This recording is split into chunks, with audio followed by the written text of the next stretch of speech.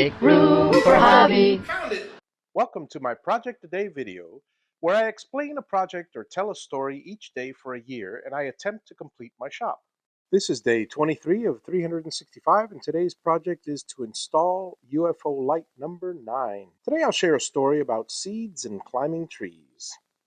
The year was 1973, and my paternal grandparents just got permission to come in from Cuba. I was about 8 at the time, and my brother was 5 or 6. My grandparents, on my dad's side, along with my grandmother's sister and husband, rented a house about 3 blocks from ours.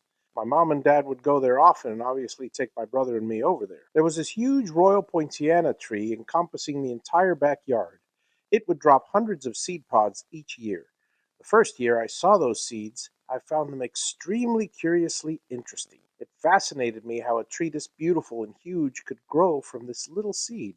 Apparently, I wasn't familiar with the mustard seed back then. I spent a few days picking up a bunch of those seed pods and took them home in a paper grocery bag.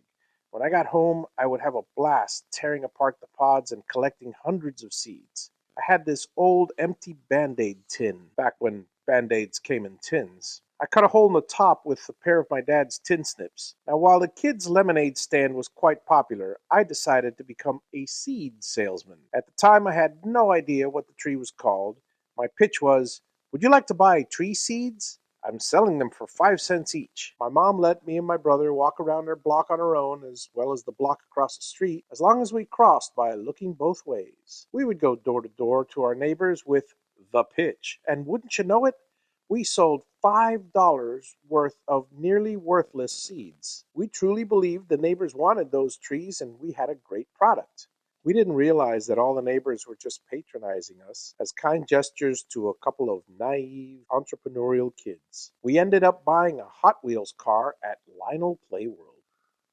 The other great tree memory at my grandparents' rental home was the tree on the swale. It was likely of the birch variety from what I remember of the bark, but I can't say for certain. What I do know is that it was the best climbing tree ever for an 8-year-old boy. The center trunk was as straight as a pine tree, and the branches were spaced out like a spiral ladder. After my brother and I would reach a height past the roof line, he would have a little trepidation and stop there. I, however, continued to reach the top of the tree, and I mean the top. The top of the tree had bifurcated in the center in sort of an upside-down tripod shape, with 3 curved branches coming out in a wonderful seat-like shape. The branch was thick enough to hold my weight. I would climb up and sit on that perch enjoying the view until my mother would yell at me not to climb so high. As I respected my mother, I did what she said. Every time. Well, at least until the next visit. Thank you for watching. Feel free to comment. I enjoy reading them, particularly when they're pleasant. Please subscribe, and as always, have a great day.